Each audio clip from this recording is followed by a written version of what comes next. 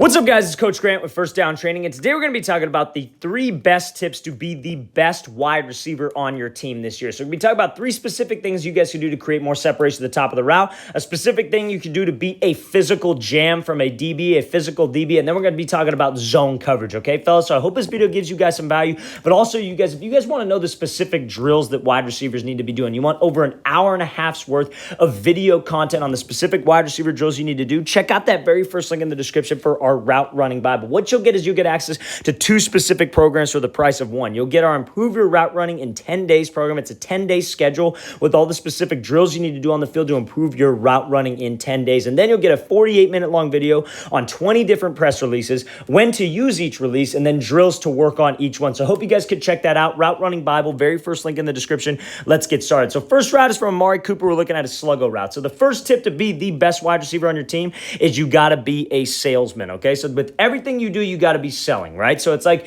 it's something that a lot of receivers don't understand. They're very, very lazy with their routes. Even when you're backside on a route, you got to always be thinking, I'm trying to set up a move in the future, right? Because a week of practice, right, for a receiver, you guys are going to be working the routes you're going to be working on Friday or whenever you guys play Saturday, whatever.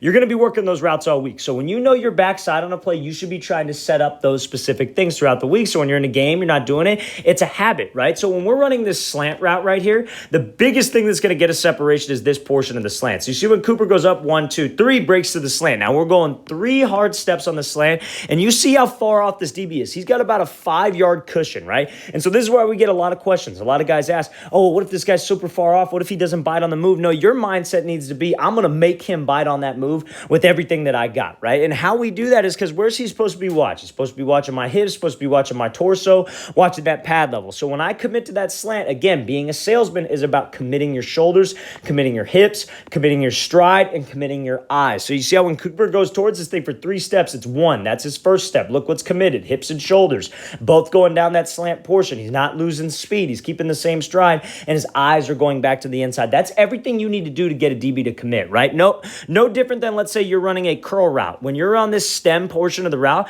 your hips and shoulders need to be committed vertical. Your eyes need to be committed vertical, and you need to stay in stride, right? And a lot of people say, like, oh, you can't stay in stride. That's something that you can train, and if you don't believe it, then you're probably not going to get it anyways, right? So being in stride is something that you absolutely can work on. It has a lot to do with, balance, ankle stability, knee stability, being able to cut in stride. But it's what you need to be able to create separation, right? So when Cooper comes off here on this slant, like I said, 1, 2, 3, bam, cutting right in stride, hips and shoulders committed. This DB's committed to the slant. If a DB feels us changing speed to the slant portion of it, like you go up 3 steps, you break, then for 3 steps on the slant, you're taking choppy steps, you're slowing yourself down, you're raising your pad level up. Dude, he ain't gonna bite on this thing, man. He'd rather give up a lazy slant than crash on a slant and give up a easy touchdown over his head because of this sluggo route. So we got to make sure that we're selling. Always be selling. And then when I break this thing off, I want to make sure that I keep my head down, pump my arms, and accelerate to that, not blind spot because it's not even necessarily what I call it, but that open grass. Get to the open grass,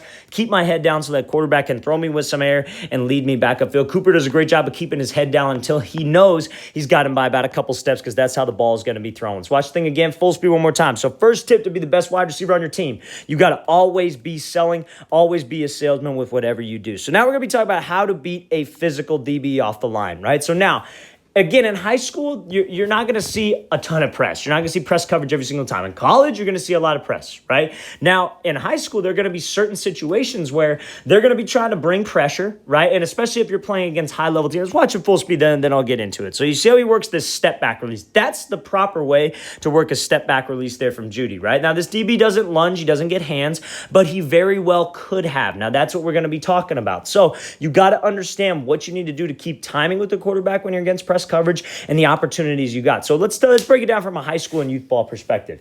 If you're playing against a better team, right? So they talk about this a lot in the recruiting world, in the college world, how you can stand out is if you're going up against a team that's like, let's say they're a Division I or a 6A team, right? In a lot of other areas. And you're maybe not that high caliber of a team, but you know you want to play D1 ball, you have aspirations to play in college, and you're playing against those teams, you got to be able to make big plays. That's how you stand out on film. That's how coaches will be like, oh, well, if he's doing that against a 4-star recruit, maybe I should take a look at this kid. kid, right? If this kid's that good, maybe we should take a look here, right? Those are kind of those look at me or look at him offers, right? So when we come out and when we're playing a better team, they're going to challenge you when they got talented DBs with press. They're going to be trying to get physical because they know high school receivers struggle so much with press. And even if you're playing a regular team, there are going to be situations where they're going to be bringing pressure to the quarterback and they're going to challenge you with man coverage. We got to be ready for that because that's how we can stand out on film. So this step back release here, you see how Judy takes just a little step back to get a read on this guy. If he wants to lunge and get hands, Judy's ready for it. He's got a good pad level. He doesn't jump back. I can't stand it when receivers have that step back and a DB's right in their face and they jump all the way back 2 yards and then they waste all this time. You got to get up into the route. Number one thing is keeping timing with the quarterback. Every receiver is a great receiver when there ain't an O-line and when there isn't a D-line because they all can dance, they all can do that crazy stuff because it don't matter. But you guys got to train like it does matter, right? So this step back release, this is the perfect way to do a step back release. It's just a little step. I'm constantly moving forward. I'm making this DB uncomfortable, closing the distance, and then I can work whatever move that I got. But this is a perfect example. Do you think a DB is going to step up and get physical? How you could get a read on him, be patient, keep a good pad level, take a slight step back because, again, when a DB tries to be over-aggressive, that should be an easy play for us. When this DB tries to lunge at me, he's losing his base, right? We welcome that. We want press coverage. That's the mindset you got to have as a receiver. I want you to come up and press. I want you to try to get physical because I know I got a plan for it. I know you can't guard me, and I know I can get up into this route. Let's watch the thing full speed again. So the second tip, be the best wide receiver on your team, be able to take advantage of these press coverage situations, be able to get off a press, whether it's a patient DB, physical DB, DB who's maybe in catch technique, DB who's right up in press, or maybe even if it's off man coverage. Let's watch it again full speed. So he takes this little step back, closes the distance, then makes that DB bite to that fade. Okay, so now, last tip, third best tip that you could be the best wide receiver on your team is understand how to beat zone coverage. Zone coverage is about two things: acceleration, eliminating wasted time at the top of the break. So we got this kind of like stem out route right here, right? So we're trying to hit this out route from the bottom of the number. So we're going to take this inside stem to create, we're going to take an inside stem to create space for me. And I want to catch this ball obviously out here. So let's watch it full speed. So Davis does a great job of stemming him to the inside, pushing vertical, closing the distance the best he can, and then making this catch while accelerating out. So I got to run this out route. So let's count his steps. It's first inside, second inside, third inside, fourth inside, right? So that's the step that he's going to be breaking off of. That's not something you could actually think about in a game. But again, that's something that you could rep over and over again in practice so it becomes second nature. However, when we're doing this route, we never want to make sure that I slow down. It's all about eliminating time at the top of the break and really trying to force this DB out of there because he's in off coverage. So many people ask me, hey, coach, what if I got to run this route? What if I got to run this route? And he's 8 yards off and he doesn't budge. Again, it's that mindset. Maybe he won't budge, but maybe the next time we run this thing, we give him a little stutter and we hit him with a stutter go, or we hit him with out and up if he's not going to budge on this thing. If he really wants to be over anxious and drive on the underneath route, let's make sure that we close the distance, have speed, and try to step on his toes the absolute best we can. So you see how that's exactly what Davis does. He's pushing up to the depth of his route, no indicator with his pad level, staying in stride, and just bam, one cut, right? He keeps his shoulders and hips square until he makes that cut, right? Because we're trying to force this DB to open up his hips slow or to speed turn out of there. So like I said, eliminating time is the number one goal, but eliminating time while selling vertical is what's going to get you open. So that's exactly what Davis does. Eliminates time while he's selling vertical. Now, when we get here and we force this open up from this DB, I would have rather seen a speed turn from this DB because I feel like that would have been faster. Anytime we could get a DB to open up his hips like this, I feel like that's slow and I feel like we have the advantage if we take care of what I need to take care of, right? So when I get up to the top of the route and I make this break, bam, I should be concerned with pushing off of that cut. As you see how he is, he's pushing off, opening up that inside hip and ripping this right arm around me like I got to elbow somebody right here. I want to rip this thing around and make sure that I, like right here, that's the rep. That's the elbow right there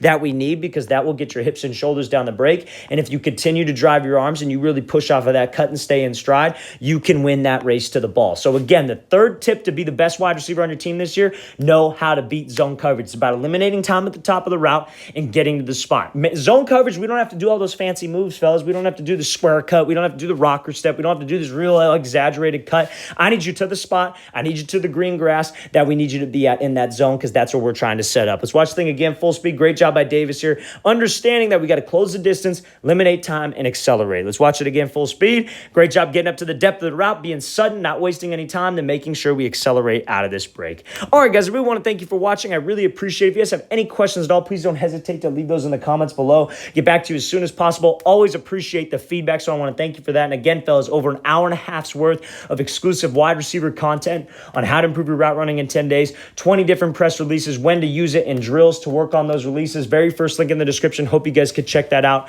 I'll see you guys next time.